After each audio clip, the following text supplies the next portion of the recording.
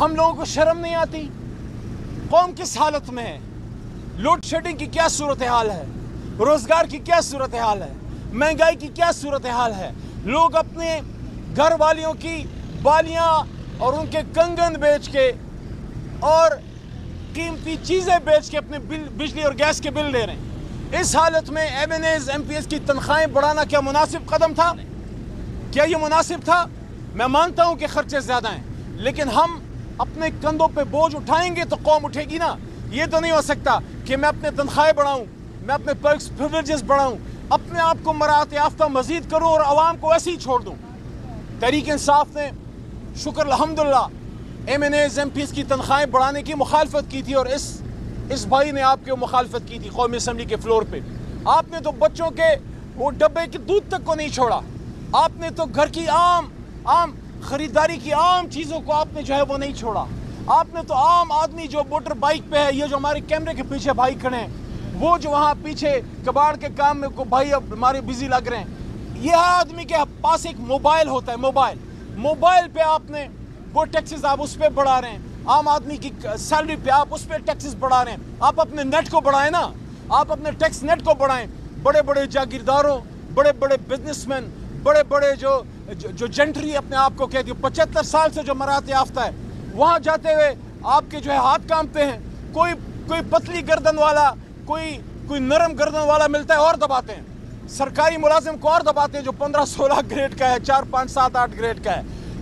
عام جو آپ کا بزنس مین طبقہ ہے جو کریانہ سٹور میں بیٹھا ہے، اس کو آپ دبائی جاؤ، لیکن جس کی موٹی گردن ہے اور خاص کر جس میں سریا فٹ ہو، اس سے آپ 440 واٹ بلی سے اتنا نہیں ڈرتے جتنا آپ اس اشرافیہ سے ڈرتے ہو۔ پھر آپ کہتے ہو ہم نے عوامی بجٹ بنایا۔ خود آپ کے وزیر اعظم فارم 47 والے قومی اسمبلی میں کہتے ہیں کہ یہ تو IMF کا بجٹ ہے۔ پہلے تو کوئی لیپا پوتی ہوتی تھی، کوئی شرم حیا ہوتی تھی، بندہ کوئی کہتا تھا، کوئی بات کرتا تھا، کوئی بہانہ بناتا تھا، اب کھلم کھلا کہتے ہیں کہ یہ تو IMF کا بجٹ ہے۔ تو ان حالات میں پاکستانیوں آپ سے پوچھ رہا ہوں، 2 سال سے تو عمران خان جیل میں ہے، پھر آپ کی کیا حالت بدلی؟ آپ کی زندگی بدلی؟ وہ آدمی تو کرونا میں نکلا ہوا تھا، جب دنیا میں کرونا میں بزنس بند تھا، ہمارا 3 کی GDP سے ملک چل رہا تھا، وہ اس کو مزدور کی فکر تھی، اس کو غریب کی فکر تھی، غریب کے ساتھ بیٹھ کے وہ اس کے ساتھ زمین پہ بیٹھ کے کھانا کھاتا تھا۔ یہ ایک سگنیفیکیشن ہوتی ہے، یہ ایک میسج ہوتا ہے کہ آپ کا وزیر اعظم آپ کے ساتھ زمین پہ بیٹھا ہوا ہے۔ لیکن آج جو میں عمران خان صاحب کا ایک خاص میسج قوم کو دینا چاہ رہا ہوں، 6 جولائی کو ہمارا جلسہ ہے اسلام آباد میں، ہمارے سینئر وکلاء بھی موجود تھے، اور آج طویل گفتگو ہوئی۔ خان صاحب سے میں نے پوچھا کہ خان صاحب اس جلسے کے لیے پاکستانیوں، خان صاحب سے میں نے پوچھا کہ 6 جولائی کے اسلام آباد جلسے کے لیے آپ کا پاکستانیوں کے لیے، اپنی قوم کے لیے، اور خاص کر اپنے ورکرز تحریک انصاف کے ٹائیگرز اور ٹائیگریسز کے لیے، کارکنان کے لیے کیا میسج ہے؟ خان صاحب نے ایک لمحہ سوچا اور پھر انہوں نے کہا، علی آپ ان کو کہیے آزادی آزادی آزادی کے لیے ہر قیمت چکائیں گے۔ اور انہوں نے کہا رول آف لا، اور پھر حضور نبی کریم صلی اللہ علیہ وآلہ وصحبہ وسلم کا حوالہ دیا اپنے میسج میں کہ حضور صلی اللہ علیہ وآلہ وسلم نے فرمایا تھا کہ تم سے پہلے بڑی قومیں اس لیے تباہ ہوئیں کہ طاقتور کے لیے قانون اور ہوتا تھا اور کمزور کے لیے اور ہوتا تھا۔ تو خان صاحب نے مجھے کہا کہ علی پاکستانیوں کو کہو کہ ہماری سٹرگل رول آف لا کی ہے کہ طاقتور کو قانون کے نیچے لائیں۔ تو 6 جولائی کے جلسے کے لیے عمران خان کا میسج ہے کہ یہ جولائی حقیقی آزادی کے لیے ہے، یہ جلسہ 6 جولائی کا، اور ساتھ ساتھ ہماری سٹرگل قانون کی حکمرانی کے لیے ہے، رول آف لا کے لیے ہے، جہاں طاقتور اور کمزور قانون کے سامنے برابر ہوں گے۔ جس طرح حضرت عمر فاروق رضی اللہ تعالیٰ عنہ فاروق اعظم نے فرمایا تھا، اور اکثر عدالتوں میں لگا ہوتا ہے کہ میرے لیے سب سے طاقتور سب سے کمزور ہے، اور سب سے کمزور سب سے طاقتور ہے۔ اللہ تعالیٰ ہمیں ان بڑی ہستیوں کے نقش قدم پہ چلائے جن کی بات عمران خان کرتا تھا، جس کو آپ نے آج جیل میں ڈالا۔ وہ وزیر اعظم کی کرسی پہ بیٹھ کے قوم کو ایڈریس کرتے ہوئے کہتا تھا کہ پاکستانیوں، نوجوانوں، آپ حضور صلی اللہ علیہ وآلہ وسلم کو فالو کرو، ان کی سیرت کو فالو کرو۔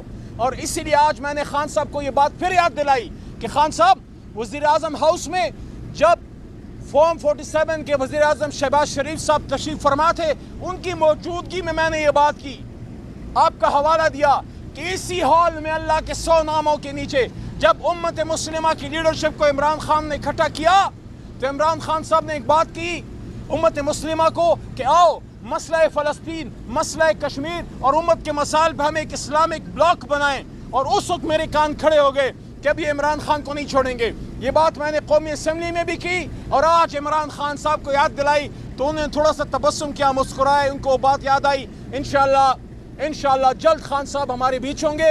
हमें हौसला नहीं हारना, मुश्किलात बहुत ज़्यादा हैं, लेकिन 6 जुलाई के लिए हमने निकलना है। पाकिस्तानियों, जहाँ जहाँ भी हो, आपने इस जलसे को अगर होता है इंशाअल्लाह जो होने वाला है, आपने कामयाब बनाना है। केसेस के फैसले करीब हैं, हम पर उम्मीद हैं कि इद्दत का केस नज़दीक है, उसका फैसला नज़दीक है। आज रिजर्व सीट का केस भी सुप्रीम कोर्ट में सुना गया। लगता है 1 या 2 पेशियों में अल्लाह के करम से, अल्लाह के हुक्म से एक इंसाफ पे मबनी फैसला आएगा पाकिस्तान की सबसे बड़ी अदालत से। कादिर ट्रस्ट केस भी नज़दीक है और अल्हम्दुलिल्लाह सद अल्हम्दुलिल्लाह इमरान खान साहब ने कोई करप्शन नहीं की, उनने कोई जुल्म नहीं किया, कोई प्रॉपर्टियां नहीं बनाई, कोई पाकिस्तान से बाहर असासे नहीं बनाए। ले दे के उनके पास क्या मिला?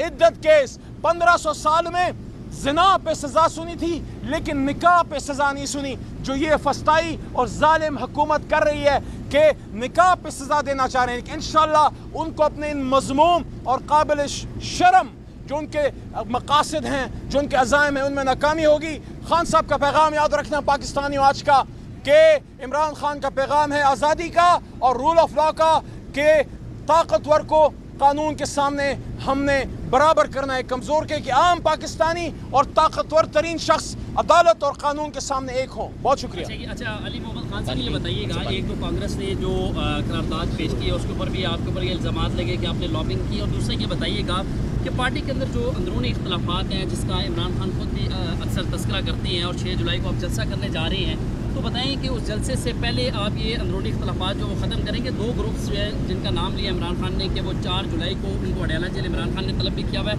ये कौन कौन से ग्रुप्स हैं और इनके मफादात क्या हैं? भाईजान, आप तो खुद अंदर थे और आपकी मौजूदगी में खान साहब ने इनका जवाब खुद दिया। उनका जवाब भी आपको सुना देता हूँ कि खान साहब ने पहले तो ये कहा कि जो उनका कांग्रेस है उसको आप मैनिपुलेट नहीं कर सकते। खान साहब के अल्फाज थे कि वहाँ इसराइली लॉबी सबसे मजबूत है, वो भी नहीं कर सकती, तो हमने किधर से कर दिया। वो तो खान साहब तो जेल में पड़े हुए हैं। मतलब ये है, वहाँ से डिमांड क्या आई है? डिमांड यही है कि जनाब पाकिस्तान में जो इलेक्शन हुआ है उसमें बड़े पैमाने पर धांधली हुई है, ठीक इलेक्शन नहीं हुआ। यूनाइटेड नेशन से जो चीज़ आई है वो क्या है कि इमरान खान साहब के केसेस सारे जेली केसेस हैं। वो तो पाकिस्तान के 3री 4थी जमात के बच्चे से भी पूछ लें, वो भी आपको बता देगा। किसी चाय वाले से, दूध वाले से पूछ लें, वो भी बता देगा कि खान गुनाह किता कोई नहीं, जुर्म किता कोई नहीं, ऐਵੇਂ फर्दा पे है, ऐਵੇਂ उनको आपने जो है पकड़ के अंदर डाला हुआ है, क्योंकि कुछ ताकतवर लोगों को नाराज किया है खान साहब ने। और दूसरा, जहाँ तक आपका दूसरे सवाल का ताल्लुक है, देखिए उसका भी जवाब खान साहब ने खुद दिया। 3 दिन पहले मैं दे चुका हूँ। तहरीक इंसाफ में कोई फॉरवर्ड ब्लॉक नहीं है। जो फॉरवर्ड ब्लॉक होगी अवाम उसको इमरान खान साहब की मोहब्बत की हथौड़ी से पारा पारा कर देगी। कोई फॉरवर्ड ब्लॉक नहीं है। आज खान साहब ने बात की, उन्होंने कहा कि देखो कोई ग्रुप नहीं है, नुक्ता नज़र का एक फ़र्क हो सकता है, डिफरेंस ऑफ ओपिनियन हो सकता है, बाकी तहरीक इंसाफ में जो कोई फॉरवर्ड ब्लॉक बनाएगा वो अपनी सियासत का जनाजा खुद ही पड़ेगा। जी, थैंक यू।